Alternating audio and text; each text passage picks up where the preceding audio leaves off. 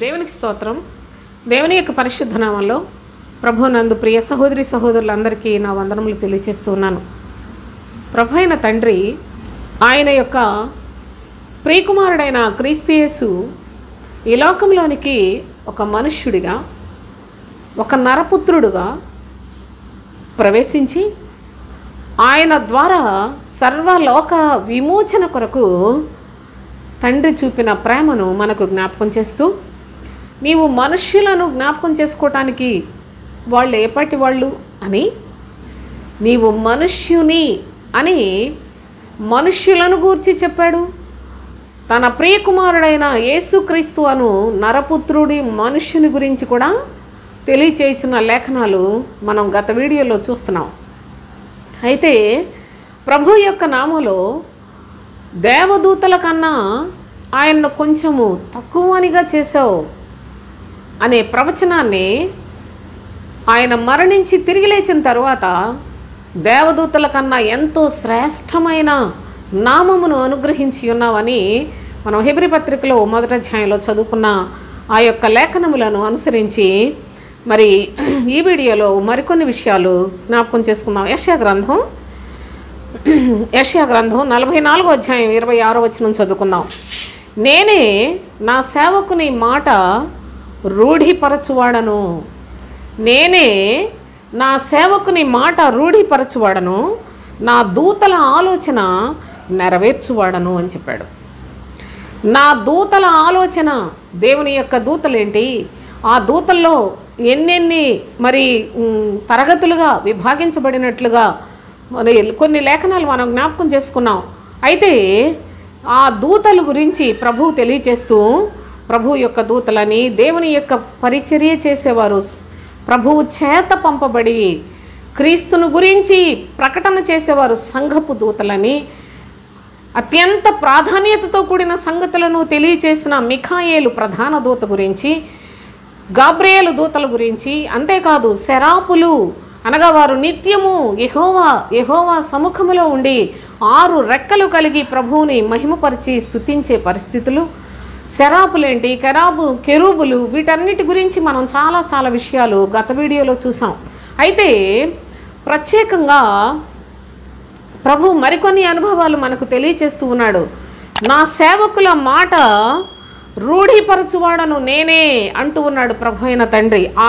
అందుకనే సేవకుల మాట అనలా, నా సేవకుల మాట అన్నాడు.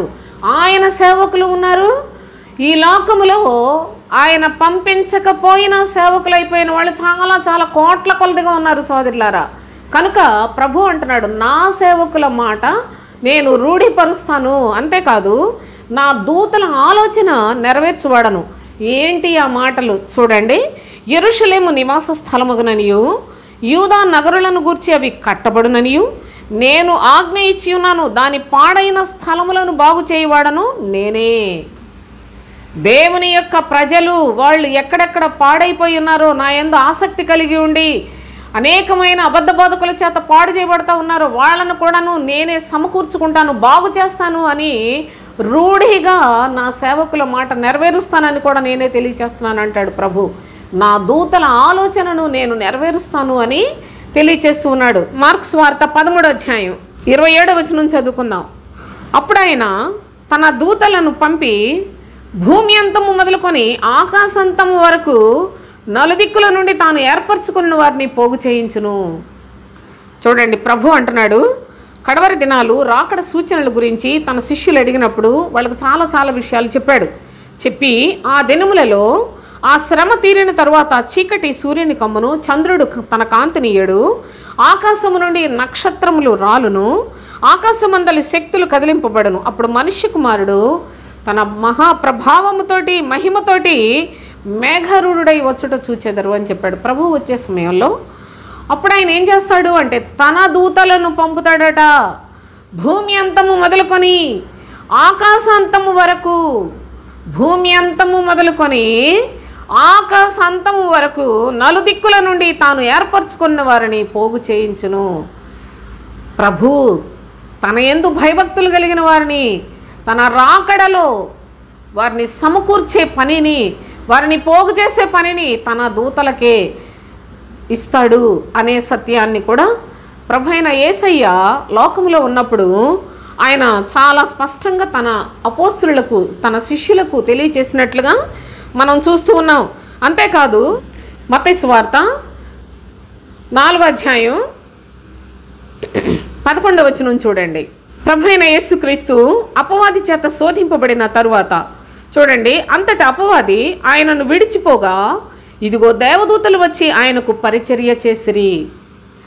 దేవదూతలు ప్రభువునకు పరిచర్య చేశారు. అపవాది శోధించి చాలా ఆయన 40 దినములు ఉపవాసం ఉండి 40 దినాలు ఉపవాసం అయిపోయిన తర్వాత ఆయన చాలా ఆకలిగా ఉన్నప్పుడు అపవాది టైం చూసుకొని ప్రభు దగ్గర కూడా వచ్చి ఆయన శోధించినప్పుడు దాని నోరు మూయించి ప్రభువు దాన్ని వెళ్ళగొట్టిన తరువాత చూడండి, అప్పుడు దేవదూతలు వచ్చి ఆయనకు పరిచర్య చేసిరి. దయచేసి గమనించండి, ప్రభువుకు పరిచర్య చేసిన దేవదూతలు ప్రభువుకు కూడా పరిచర్య చేశారట. నా ప్రియ సహోదరి సహోదరులారా, దేవుని యొక్క లేఖనములలో ఎన్ని విధాలుగా వ్రాయబడిన సంగతులు నేను మీకు తెలియచేయటానికి ఈ వీడియో ముగించేటప్పటికి మీకు చాలా స్పష్టంగా అర్థమవుతుంది. అయితే మరి యొక్క అనుభవాన్ని కూడా చూద్దాం. జకర్యా గ్రంథం 3వ అధ్యాయం 2వ వచనం చూడండి.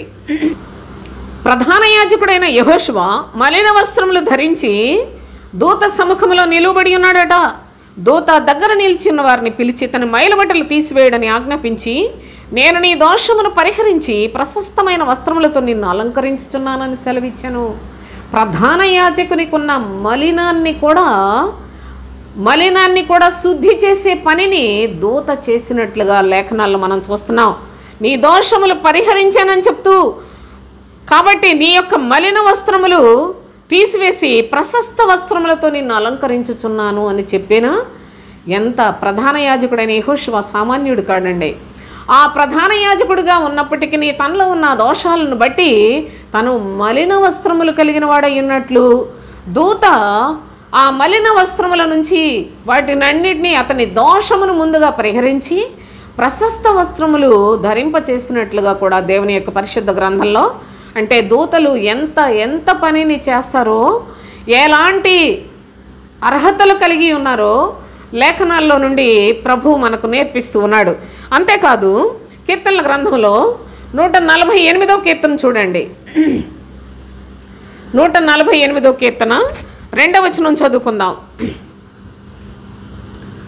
ఆయన దూతలారా మీరందరూ ఆయనను స్తుతించుడి, ఆయన సైన్యములారా మీరందరూ ఆయనను స్తుతించుడి, ఆయన దూతలారా మీరందరూ ఆయనను స్తుతించుడి అని మరి దూతలు నిత్యము ప్రభువుని స్తుతించే పనిలో ఉండాలి అనే సత్యాన్ని కూడా జ్ఞాపకం చేస్తూ ఉన్న భక్తుని యొక్క ఆత్మ ప్రేరేపణను చూడండి. నా ప్రియ సహోదరి సహోదరులారా, దూతలారా మీరు నిత్యము ఎల్లప్పుడూ ఆయనను స్తుతించే పని చేస్తూ ఉండాలి అని వారికి ఒక మరి పనిని అప్పగించినట్లుగా కూడా మనం చూస్తూ ఉన్నాం. దేవుని స్తుతించడం ఎంత గొప్ప భాగ్యం! దేవుని స్తుతించడం అందరికీ వశమేనా? లేఖనం ఏమని తెలియజేస్తూ ఉంది చూడండి. మృతులను 115వ కీర్తనలో చెప్తాడు భక్తుడైన దావీదు. కీర్తనలలో ఎంత స్పష్టంగా చెప్పాడో గమనించండి. 115, 17, 18 వచనాలు చూడండి. మృతులను మౌన స్థితిలోనికి దిగిపోవు వారును యెహోవాను స్తుతింపరు. మేమైతే ఇది మొదలుకొని నిత్యము యెహోవాను స్తుతించెదము. యెహోవాను స్తుతించుడి. యెహోవాను స్తుతించుట అది మంచిది, అది మనోహరమైనది, అది ఒప్పిదమైనది అంటాడు భక్తుడు. యెహోవాను 147వ కీర్తన 1వ వచనంలో కూడా చెప్తాడు. యెహోవాను స్తుతించుట మనోహరము, ఆయనకు స్తోత్రము చేయుట ఒప్పిదము అని తెలియచేస్తూ ఉన్నాడు. ఇక్కడైతే మృతులను మౌన స్థితిలోనికి దిగిపోవు వారును అన్నాడు. మృతులు జీవించుచున్నావన్న పేరు మాత్రం ఉన్నది కానీ నీవు మృతుడవే అని చెప్పాడు కదా. అనగా దేవుని నమ్ముకున్నావు అంటున్నారు. నోటితోటి స్తుతించడం మొదలుపెట్టారు. కనిపించిన ప్రతి దాని గురించి, ప్రతి చెడ్డవారిని గురించి, ప్రతి చెడుతనాన్ని కూడా ప్రార్థన అనుకొని స్తుతించేస్తున్నామని స్తుతి అనుకొని రెచ్చిపోతున్నారు. నా ప్రియ సహోదరులారా, అది స్తుతించుట కాదు. మృతులను మౌన స్థితిలోనికి దిగిపోవు వారును యెహోవాను స్తుతింపరు.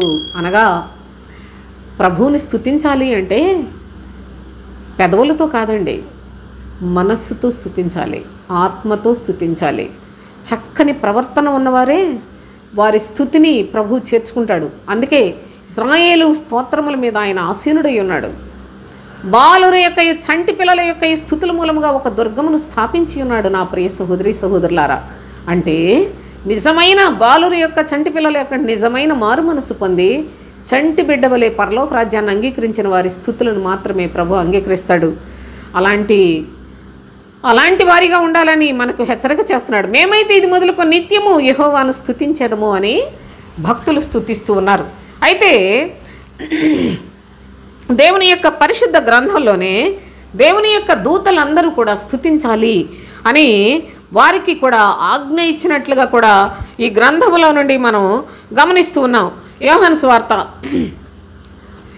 20:12 చూడండి. తెల్లని వస్త్రములు ధరించిన ఇద్దరు దేవదూతలు, చూడండి, తెల్లని వస్త్రములు ధరించిన ఇద్దరు దేవదూతలు యేసు దేహము ఉంచబడిన స్థలములో తలవైపున ఒకడును కాళ్ల వైపున ఒకడును కూర్చుండుట కనబడెను. ప్రభు అయిన యేసుక్రీస్తు చనిపోయి సమాధిలో నుండి లేచి, ఆయన లేచిన తరువాత ఆ సమాధి ఖాళీగా ఉన్న ఆ యొక్క ప్రదేశంలో జాగ్రత్తగా మీరు తెల్లని వస్త్రములు ధరించిన ఇద్దరు దేవదూతలు యేసు దేహము ఉంచబడిన స్థలములో తలవైపున ఒకడు కాళ్ల వైపున ఒకడును కూర్చుండుట కనబడెను.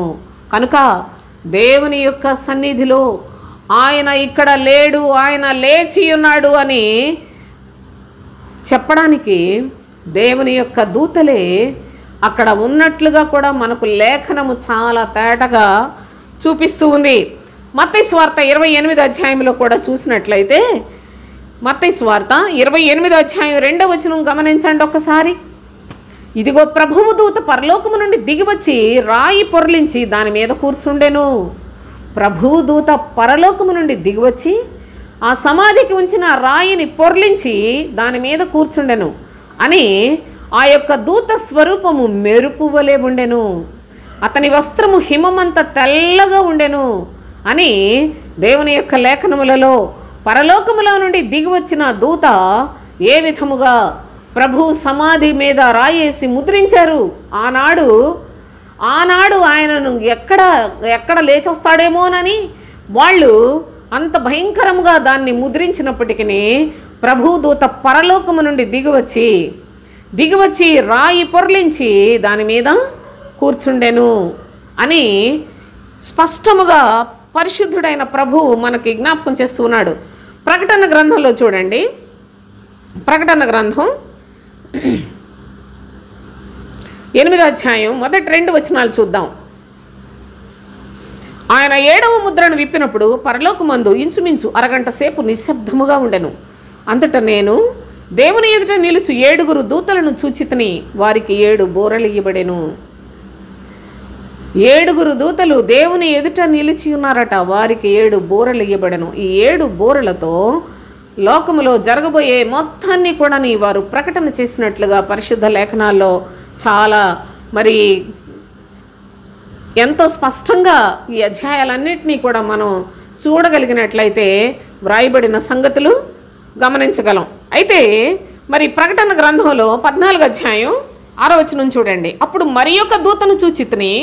అతడు భూనివాసులకు అనగా ప్రతి జనమునకును ప్రతి వంశమునకును ఆయా భాషలు మాట్లాడు వారికి ప్రతి ప్రజకును ప్రకటించినట్లు నిత్య స్వార్థ తీసుకుని ఆకాశ మధ్యమున ఎగురుచుండెను.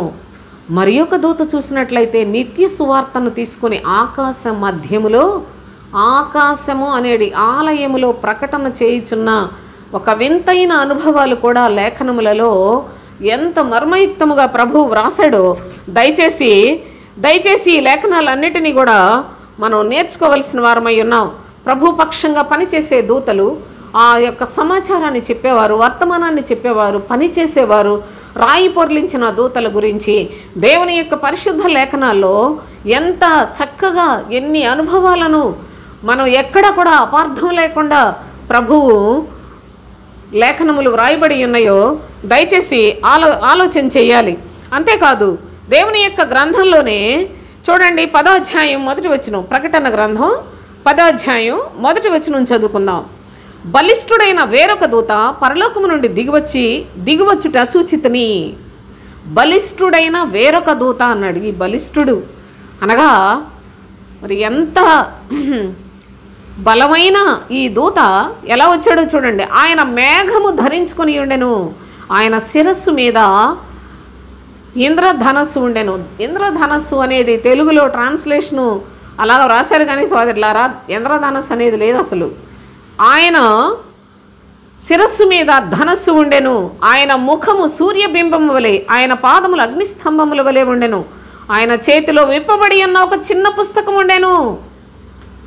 ఆయన తన కుడి పాదము సముద్రము మీదను ఎడమ పాదము భూమి మీదను మోపి సింహము గర్జించినట్లు గొప్ప శబ్దముతో ఆర్భటించెను.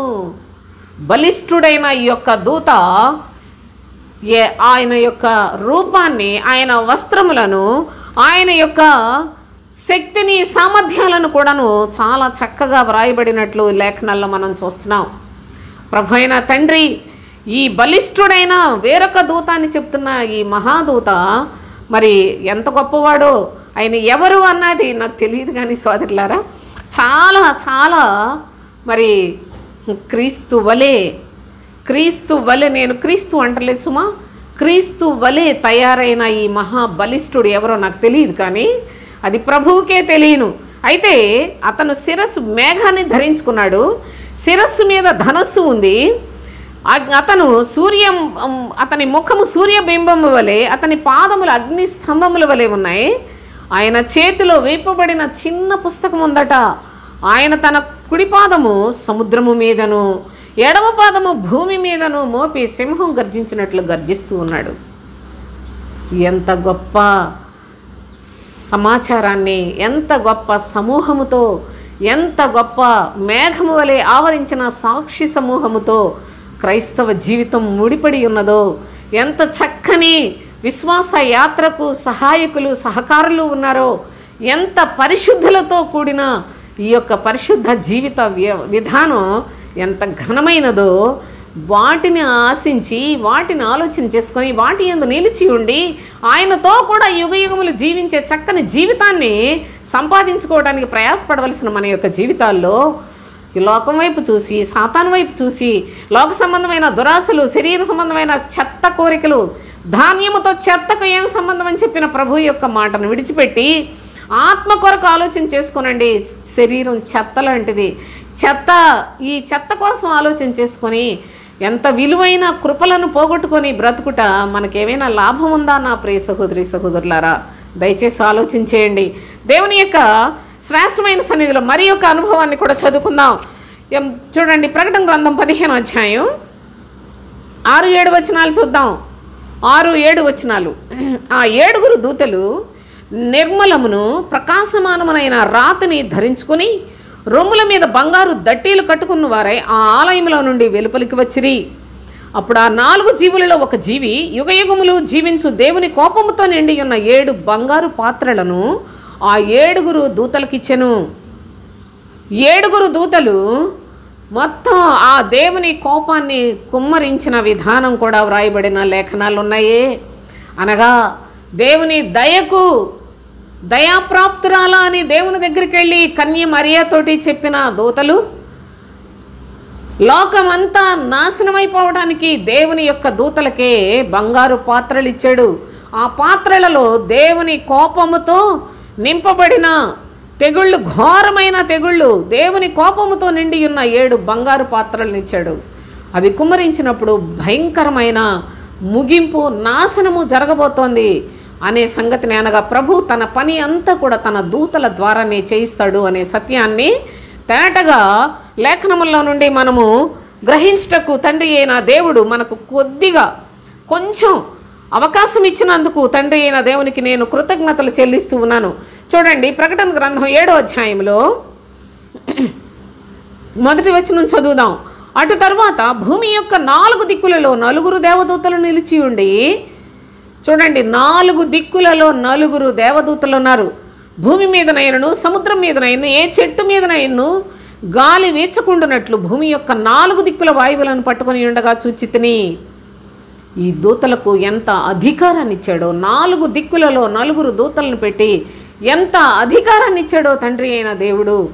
దూతలు చేసే పని ఎంత ఘనమైన కార్యములు చేసి ఉన్నారో కూడా ఈ లేఖనములలో మనకు చాలా స్పష్టంగా కనిపిస్తూ ఉంది.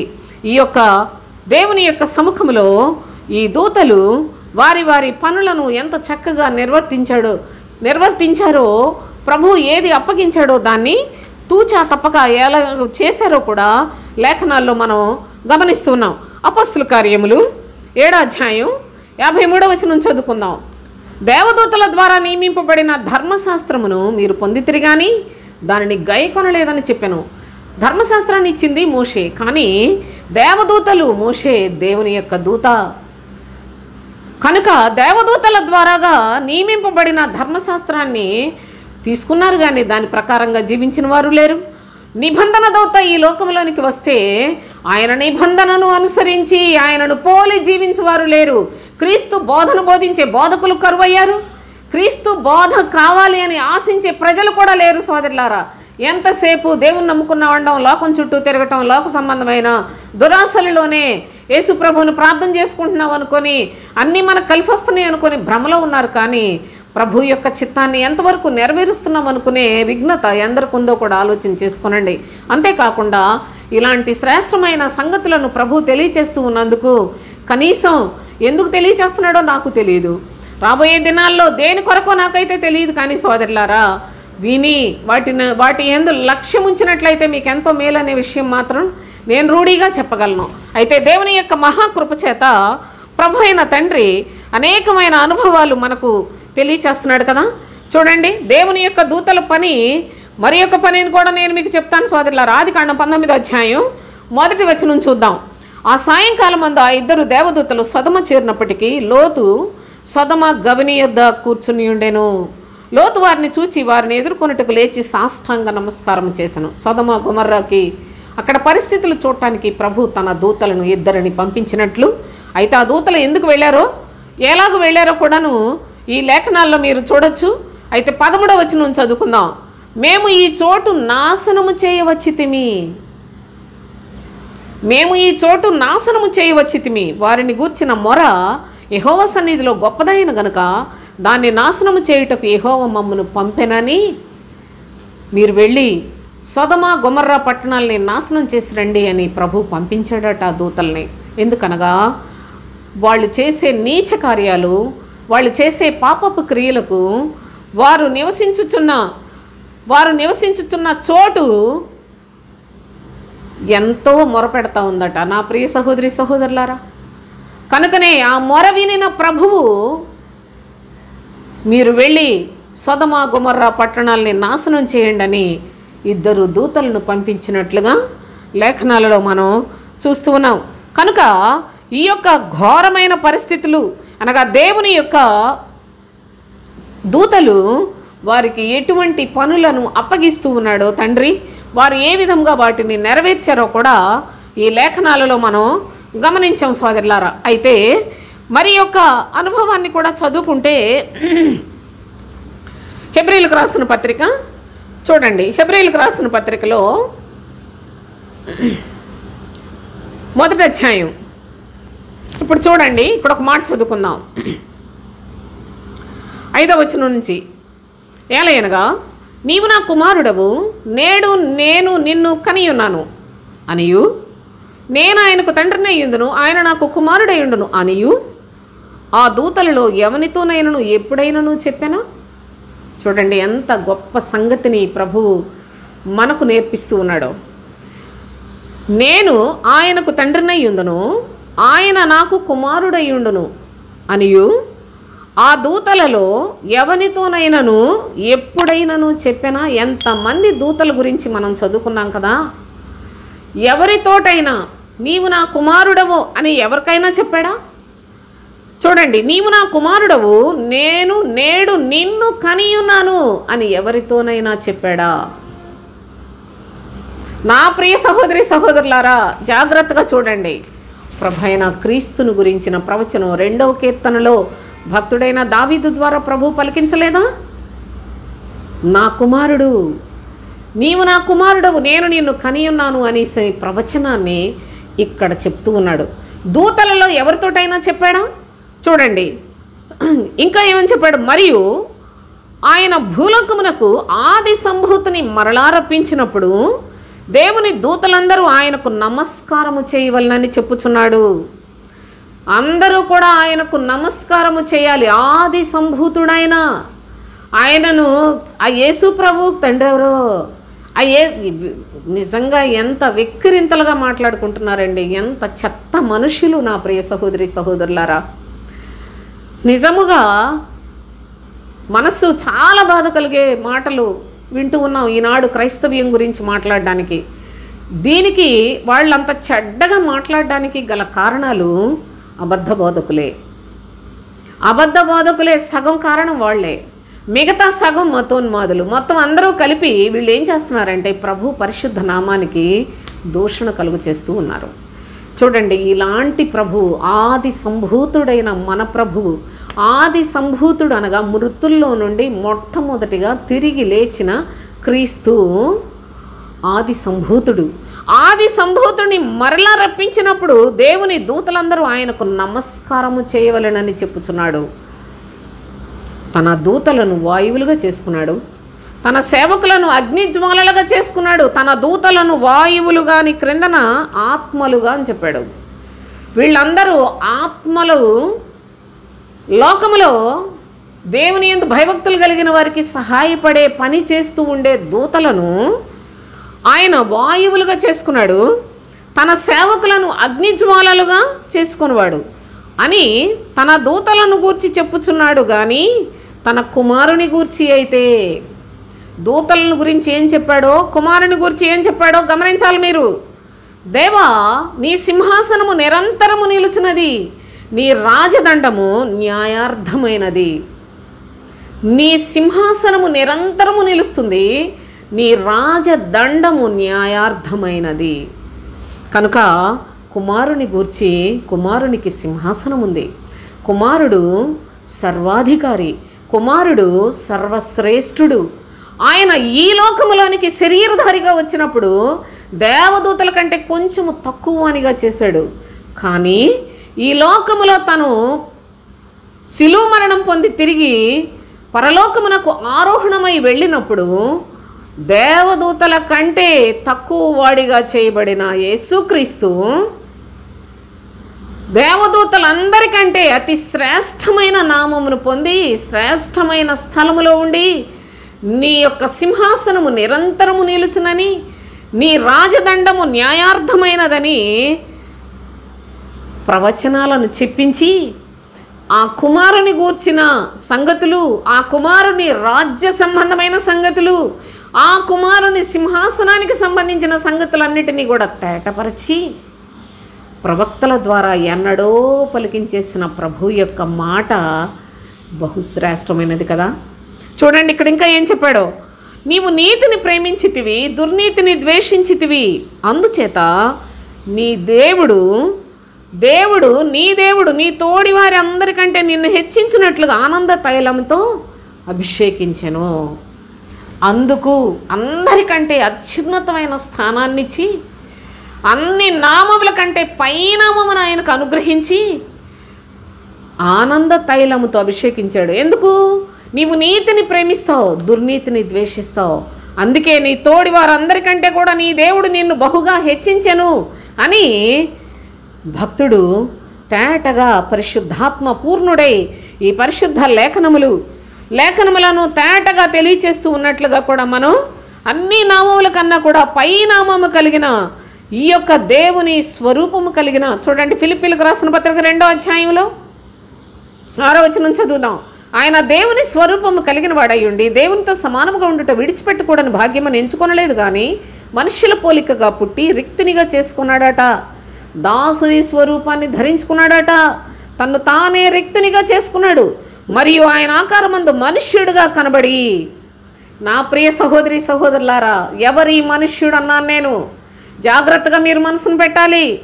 ఆయన ఆకారమందు మనుష్యుడిగా కనబడి మరణము పొందినంతగా, అనగా శిలువ మరణం పొందినంతగా విధేయత చూపిన వాడై తన్ను తాను తగ్గించుకొనెను. అందుచేతను పరలోకమందున్న వారిలో కానీ, భూమి మీద ఉన్న వారిలో కానీ, భూమి క్రింద ఉన్న వారిలో కానీ ప్రతివాని మోకాలను యేసు నామమున వంగునట్లు ప్రతివాని నాలుకయు తండ్రి అయిన దేవుని మహిమార్థమై యేసుక్రీస్తు ప్రభువని ఒప్పుకున్నట్లును దేవుడు ఆయనను అధికముగా హెచ్చించి ప్రతి నామమునకు పై నామమును ఆయనకు అనుగ్రహించెను. ఎంత గొప్ప తండ్రిని కలిగిన బ్రతుకు ఎంత గొప్పదో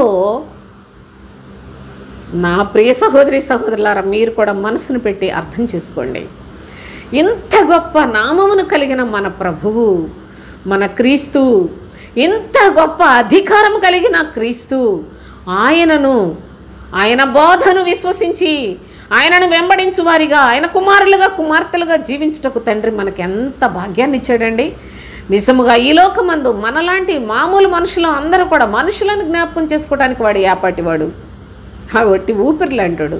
వాళ్ళంతా కూడా త్రాసు మీద ధూళి లాంటోళ్ళు, చేద వెంట జారు బిందువులు వంటి వాళ్ళు, ఎంతలో కనబడి అంతలో మాయమైపోయి ఆవిరి వంటి వారు అని వాళ్ళ గురించి మాట్లాడాడు. కానీ ఈ మనుష్యుడు అనగా దాసుని స్వరూపము ధరించుకొని తన్ను తానే రిక్తునిగా చేసుకొని దేవుని స్వరూపము కలిగిన వాడయ్యండి కూడా ఎంతగా తగ్గించుకొని నా ఈ మనుష్యుడు అన్ని నామముల కంటే పైనామము కలిగిన వాడు. ఈ లోకములోను పరలోకములోను భూమి క్రింద భూమి మీద ఎక్కడున్నప్పటికీ అన్ని నామములలో ప్రతి మోకాలు ఆయన నామములో వంగునట్లు ఎంత గొప్ప దేవునికి స్వజనముగా బ్రతుకుట, అంత గొప్ప తండ్రి పరివారములో చేర్చబడుట, క్రీస్తు సైన్యముగా చేర్చబడుట, క్రీస్తు ఏర్పరచుకొనిన వారిలో మనము కూడా నిజముగా పోగు చేయబడుట ఎంత గొప్ప భాగ్యం అండి. నా ప్రియ సహోదరి సహోదరులారా, దయచేసి ఈ లేఖనాలు నిజంగా ఎంతో అత్యానంద భరితులై ప్రభువును చూచి వెళ్ళిపోయారు ఆనాడు జ్ఞానులు. మన యొక్క జీవితంలో అత్యానందముతోటి ప్రభువును వెంబడించడానికి, ప్రభువును మహిమపరచుటకు, ఆయనను గురించి అనేకుల మధ్యలో ఈయన వంటి వాడెవడని చెప్పే అలాంటి శ్రేష్టతను కలిగి మనము కూడా జీవించడానికి తండ్రి అయిన దేవుడు మన యొక్క ఆత్మలను కూడా ప్రేరేపించుచున్న ప్రేమ కలిగిన నిజముగా సంతోషకరమైన ఆనంద తైలముతో అభిషేకించబడిన ప్రభువు యొక్క ఆనందాన్ని మనం కూడా పంచుకునే వారిగా బ్రతకటానికి, ఆయనలో జీవించటానికి, ఆయన కొరకే జీవించటానికి మనకి కూడా దేవుడు పిలుపునిస్తూ ఉన్నాడు. దేవునికి స్తోత్రం. అయితే ఇలాంటి దేవుని యొక్క కార్యములను గమనించుచున్న మన యొక్క జీవితాల్లో ప్రభు ఎంతో అద్భుతమైన కార్యములను మనకు మరి చూపిస్తూ ఉన్నాడు. ఆయన సత్యవాక్యాన్ని వినిపించి నేర్పిస్తూ ఉన్నాడు. మన హృదయములో ఆయన ఆలోచనలు పుట్టిస్తూ ఉన్నాడు. సోదరులారా, ఆయనతో మనము కూడా నడుచుకోవాలి అనే ఒక విశ్వాస యాత్రలో మనలను ముందుకు నడిపించడానికి శక్తిని నిజముగా నా కాళ్ళను ఆయన లేడి కాళ్ళ వలె చేయుచున్నాడు అని మనకు బలహీనులమైన మనకు బలాన్ని ఇస్తూ ఉన్నాడు. ఆయన వెంబడించే పాదములుగా మన కాళ్ళు కూడా ఆయన కొరకే, క్రీస్తు కొరకే జీవించినట్లుగా, మన ప్రవర్తన యావత్తు క్రీస్తును పోలి జీవించినట్లుగా బ్రతకాలని హెచ్చరికలు చేస్తూ ఉన్నాడు. ఎంత ప్రేమను పొందుతున్న మనము ప్రభు సన్నిధిలో నమ్మకముగా జీవించుటకు మరి సిద్ధపడే హృదయాన్ని కలిగి ఉండుట ధర్మమే కదా. చూడండి, దేవుని యొక్క సన్నిధిలో అందనిమిత్తమై ఎంత చక్కగా ఈ లేఖనాలన్నిటినీ కూడా ప్రభు మనకి బోధిస్తూ ఉన్నాడు. నా ప్రియ సహోదరి సహోదరులారా, దేవుని యొక్క లేఖనములలో మరి ఎక్కువగా కాదు, 2 విషయాలు మీకు నేను జ్ఞాపకం చేయాలనుకుంటున్నాను. అదేంటంటే, ప్రభు యొక్క దూతలు వీళ్ళందరినీ అధిగమించిన అత్యున్నతమైన నామము క్రీస్తు నామము. అయితే గమనించండి, ఈనాటికి కూడా జనులు మోసపోతున్న విధానం ఎంత భయంకరమైందో కూడా నేను మీకు ఈ విషయంలో చెప్పాలి. కొలస్సీలకు రాసిన పత్రిక 2వ అధ్యాయం, కొలస్సీలకు రాసిన పత్రిక 2వ అధ్యాయం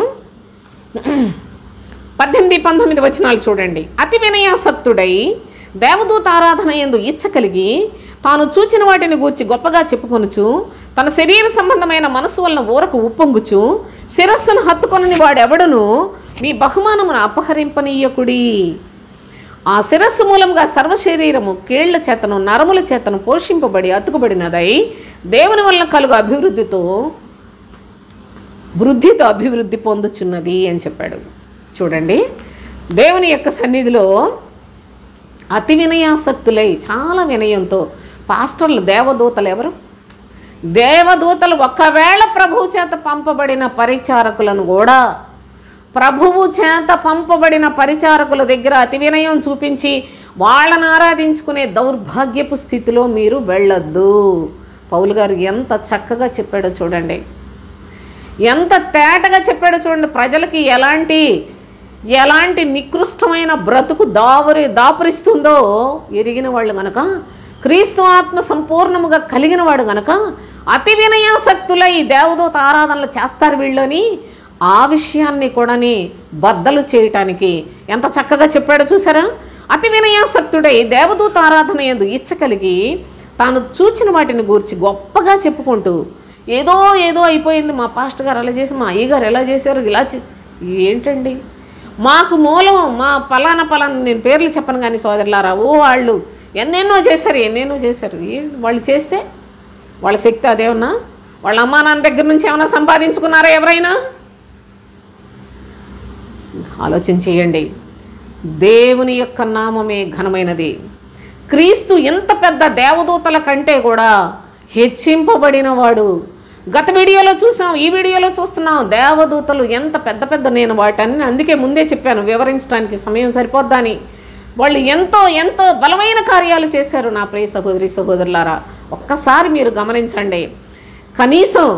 కనీసం దానియేలు ఎంత మహాజ్ఞాని అండి, ఎంత మహాజ్ఞాని నా ప్రియ సహోదరి ఎంత భక్తుడు.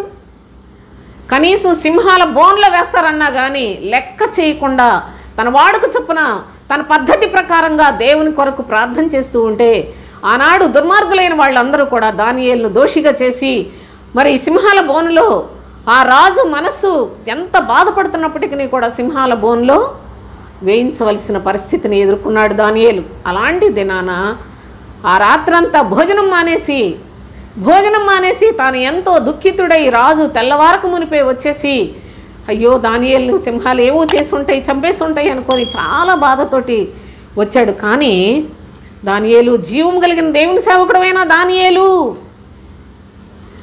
నువ్వు నమ్ముకున్న నీ దేవుడు, నీవు సేవించుచున్న నీ దేవుడు నిన్ను కాపాడా. రాజా, నా దేవుని దృష్టికి నిర్దోషిని గనక సింహములు నన్ను ఏ హాని చేయకుండా కాపాడి అని చెప్పలేదా?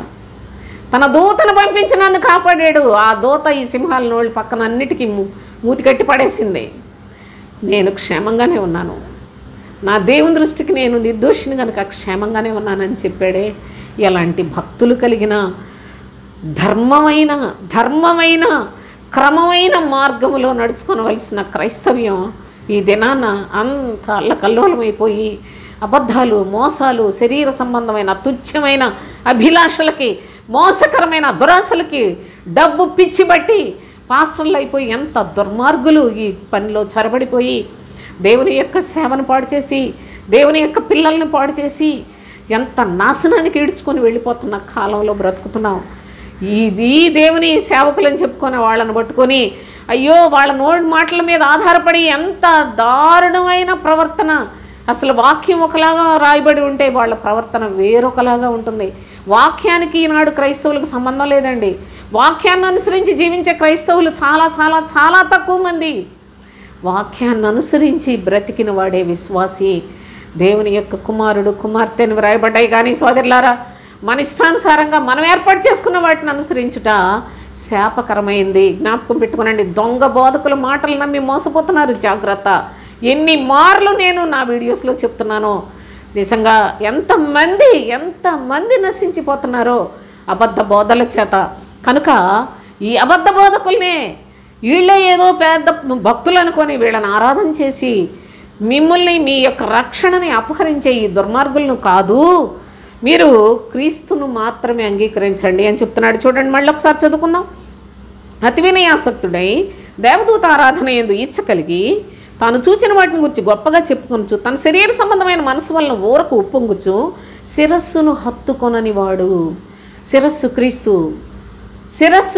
క్రీస్తును హత్తుకొనని వాడు ఎవడును మీ బహుమానమును అపహరింపనీయకుడి. ఆ శిరస్సు ఉంటేనే సర్వ శరీరము కేళ్ల చేత, నరముల చేత అతుకుబడి దేవుని వలన కలుగు వృద్ధితో అభివృద్ధి పొందుతుంది. క్రీస్తు బోధ లేని చోట నిమిషం కూడా ఉండకండి. క్రీస్తు బోధ బోధించని బోధకుడే కాదు, దొంగ, దోపిడీగాడు, మోసగాడు, వేటగాడు సోదరులారా, దొంగ, తోడేలు, నక్క, కుక్క అని బోలెడని పేర్లు పెట్టాడు ప్రభువే వాళ్ళకి. కనుక ఈ మాటలన్నిటినీ బహు జాగ్రత్తగా మీరు మనసును పెడతారని ఆశతో నేను ఈ సంగతి తెలియచేస్తున్నాను. అయితే చూడండి, కొరింథీయులకు రాసిన 2వ పత్రికలో అంతా దేవదూతలు అనేసరి అని అనుకుంటున్నారు.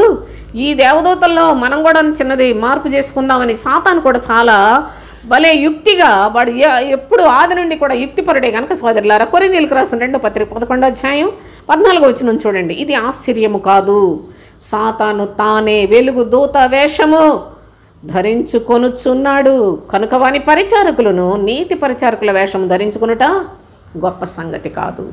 సాతానుడు కూడా వెలుగుదూత వేషం వేశాడు. వెలుగుదూత వేషం వాడు అసలు చీకటి, వాడు భయంకరమైన కటిక చీకటి. సాతాన్ అంటేనే చెడ్డవాడు, మోసగాడు, యుక్తిపరుడు, అబద్ధికుడు, అన్యాయస్తుడు, హంతకుడు. వాడు ఈ పనులన్నీ చీకట్లో చేస్తారు. వాడు వీళ్ళందరికీ, ఇలాంటి క్రియలు చేసే వాళ్ళందరికీ హెడ్ సాతానే. అయితే అపవాది వాడు ఎంత యుక్తిగా వెలుగు దూత వేషం ధరించుకొనుచున్నాడు అన్నాడు. వాడు కూడా పాస్టర్ వేషం వేశాడు. వాడు కూడా చాలా చక్కగా పెద్ద పాస్టర్ గారిలాగా చాలా పెద్దగా వాక్యాలు చెప్పినట్లుగా వాడు కూడా సాతానే మారిపోయాడు. ఎందుకనగా దేవుని నామంలో దేవుని ప్రజలందరినీ మోసం చేయటానికి వాడు చాలా కంకణం కట్టుకొని సర్వలోకంలో చర్చిలు స్థాపించి, సంఘాలు స్థాపించి వాడే పాస్టర్ అయిపోయి చర్చిల్లో ఉన్నాడు వాడి మనుషులంతా. కాబట్టి వీళ్ళని మీరు గుర్తించకపోయినట్లయితే యుగ యుగాలు కూడా నరకాగ్నిలో కాలిపోతారు, గుర్తుపెట్టుకోనండి.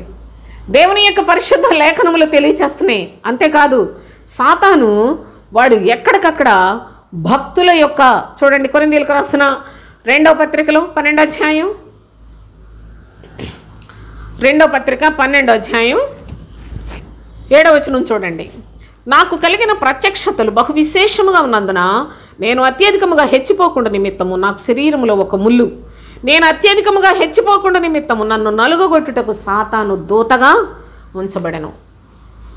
అపోస్తులుడైన పౌలు ఎన్నో అద్భుతమైన క్రియలు, అద్భుత కార్యాలు, సూచక్రియలు, మహత్ కార్యాలు చేశాడు. సత్యాన్ని ప్రకటన చేశాడు. క్రీస్తుకు సాక్షిగా అతను సర్వము క్రీస్తును పోలి నడుచుకున్న పద్ధతిలోనే జీవించిన వ్యక్తి.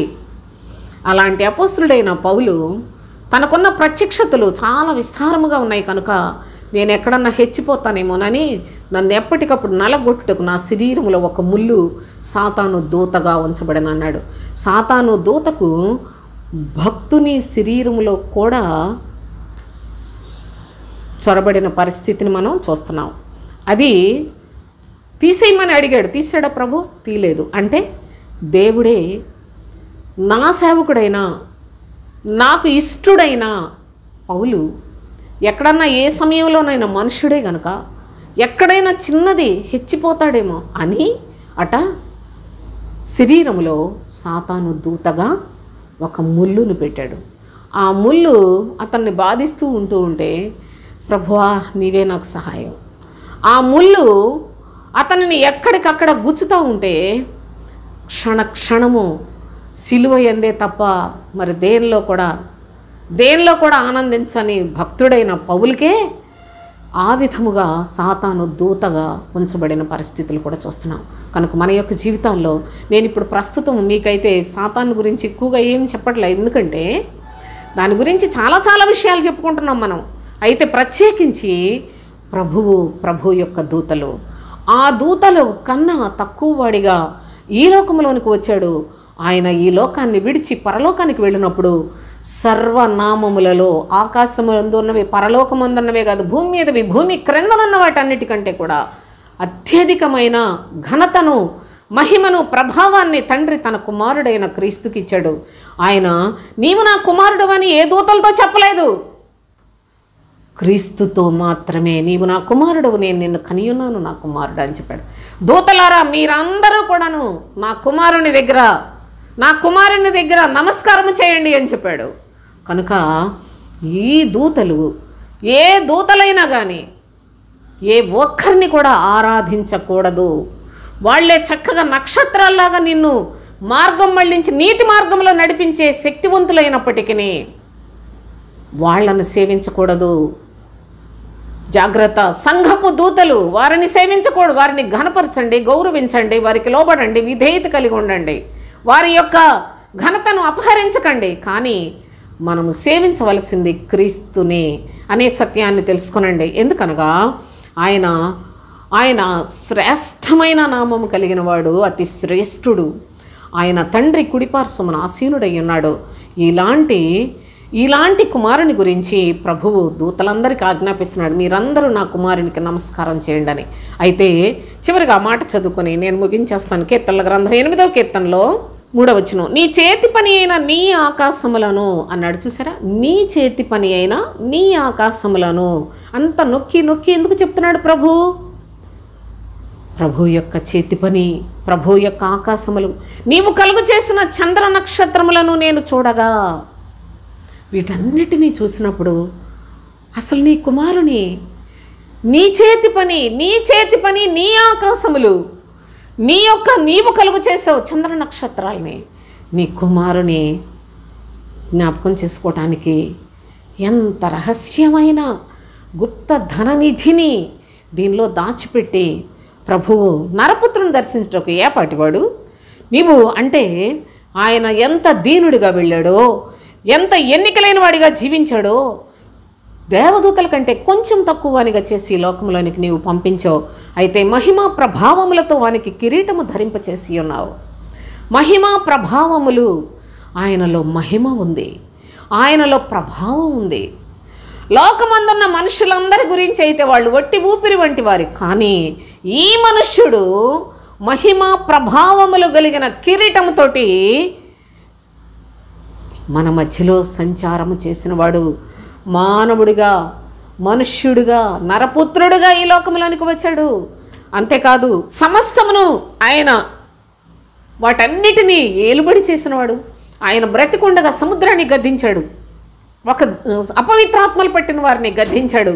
అంతేకాదు ఆయన పన్ను కట్టమన్నప్పుడు చిన్నది ఒక చేపను పట్టి దానిలో షెకెళ్ళు దొరుకుతుంది, నీకు నాకు పన్ను కట్టేయని చెప్పాడు. సమస్తము ఆయన గద్దింపగా గాలి సముద్రము నిమ్మళమాయెను అని సమస్తమును ఆయన పాదముల క్రింద నీవు ఉంచి ఉన్నావు. యెహోవా మా ప్రభువా, భూమి అంతటా నీ నామము ఎంత ప్రభావము కలది. దేవునికి స్తోత్రం. ఎంత గొప్ప దేవుని ప్రజలుగా బ్రతకడానికి సృష్టికర్త నిజమైన మార్గములో మనలను నడిపించడానికి ఈ లోకాన్ని ఎవడో చెప్పక్కర్లే, ఎవరు సాక్ష్యాలు అక్కర్లేదు సోదరులారా. ఈ లోకంలో అబద్ధం ఆడితే అది ఎంత చెడుతనం వస్తుందో, నిజం మాట్లాడితే కష్టమే, కానీ దాని వెనకత్తల ఎంత మేలు ఉంటుందో గమనించండి. వీటిని బట్టి దేవుని యొక్క పిల్లలకు దేవుడు ఎంత నీతిని నేర్పించాడో, భక్తిగా జీవించడానికి ఏ చెడుతనం మీలో ఉండకూడదని, ఏ అబద్ధానికి మీలో చోటు ఉండకూడదని ఎంత చక్కగా ప్రభు మనల్ని క్రమమైన పద్ధతిలో నడిపిస్తున్నాడు. తండ్రి తన కుమారులను ప్రేమించినట్లు మనలను శిక్షించి కూడా కఠినమైన శిక్షలతో మనకు బుద్ధి నేర్పి, మన జ్ఞానం బోధించి, మనలను సత్యమైన మార్గంలో నడిపిస్తూ ఆయన కృప ద్వారానే మనల్ని పోషిస్తూ సంరక్షిస్తూ ఉన్నాడు. జ్ఞాపకం చేసుకునండి. కనుక ప్రభు అయిన తండ్రి ఆయన కృప ద్వారా ఆయన ప్రియకుమారుడైన క్రీస్తు యేసునందు మనకు అనుగ్రహించిన గొప్ప రక్షణ, మనకు కూడా ఆయన యొక్క రాజ్యములో చోటును అనుగ్రహించుటకు ఆయన చూపించే దీర్ఘశాంతముతో ప్రేమను చూపించే ఆ పద్ధతిని కనుక మనం ఆలోచన చేసుకున్నట్లయితే దేవుని కన్నా మనకు ఇంకా దిక్కు ఎవరున్నారు సోదరులారా? దేవుని కన్నా ఆశ్రయించదగిన వారు ఎవరు? ఈ నరపుత్రుడు, ఈ మనుష్యుడు కన్నా మనము ఎవరి దగ్గరికి వెళితే మన మనసులో ఉన్న బాధ పోతుంది, మనకు సమాధానం వస్తుంది. నా ప్రియ సహోదరి సహోదరులారా, ఈయన వంటి వారు ఎవరూ లేరు. ఈయనే మహాదేవుడు, ఈయనే మన రాజు, ఈయనే మనకు న్యాయాధిపతి. అలాంటి క్రీస్తు ద్వారా మనం కూడా నూతన జీవాన్ని పొంది దినదినము యాత్రలో నమ్మకంగా సాగిపోదాం. దేవునికి స్తోత్రం. ముగించేస్తాను.